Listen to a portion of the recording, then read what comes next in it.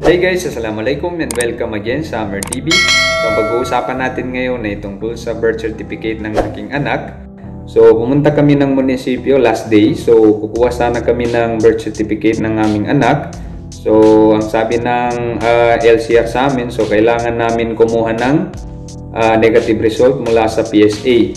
So dati kasi nung kumuha kami ng birth dati, so hindi na kailangan ng yung negative result. So ngayon kailangan na talaga. So actually tama naman talaga. So dati kasi kaya nagkakadoble yung mga pangalan sa PSA kasi wala pang negative result dati. So ngayon kailangan na ng negative result. So actually okay naman siya ngayon kasi para ma-check talaga na walang record yung anak natin sa PSA, so kailangan natin kumuha ng negative result. Okay? So ano nga ba yung mga requirements sa pagkuha ng negative result? So unang-una is yung details ng anak natin. Siyempre yung pangalan niya, birthday, and then kung saan siya pinanganak. Yun yung mga pinaka-importante. And then yung parents name, yung for example yung father's name, and then mother's name. At saka kung kailan kayo kinasal ng asawa mo. Okay?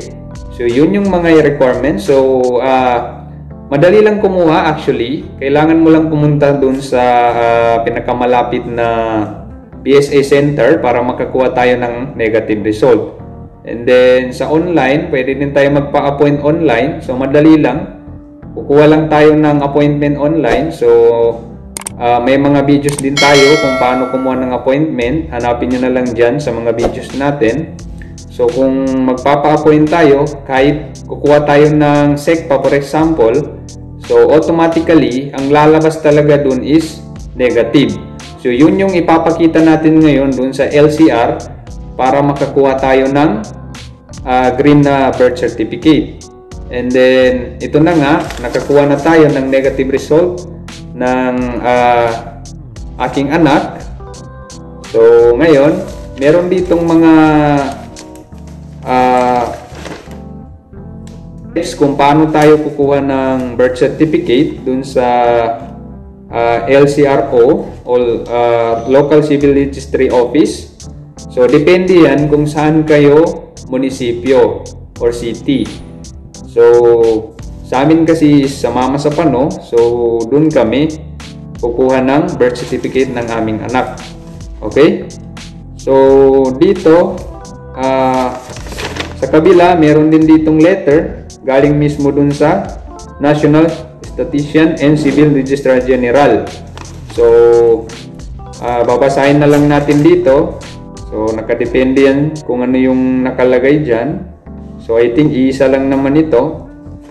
And then, guys, ang halaga pala nito, ang pagkuha ng negative result is nasa 155 pesos. Okay? So, ayan. Makikita naman dito sa resibo. And then, by the way, meron na palang QR code. So, ayan. Ito yung QR code niya. So, scan lang natin yan. Lalabas na itong records ng anak natin. And then, makikita natin dito is meron ditong we certify that we do not have any record of birth. So, yung pangalan, date of birth, place of birth, father's name, and then yung mother's name. Okay? So, pag meron na tayong ganito, dalhin natin kagad dun sa LCR o para makakuha tayo nung green na birth certificate. And then, pag nakakuha tayo, so pwede na tayo magpa-SECPA. I think nasa 6 months yata, within 6 months, kung hindi ako nagkakamali. Kung mayroon naman transmittal, so kagad-agad pwede na tayo magpa-SECPA. Okay? So, ayan. So, I hope nakatulong ito sa inyo. Thanks for watching. And don't forget to subscribe to Amer TV. Latest videos na aking i-upload. Sukran and wassalam.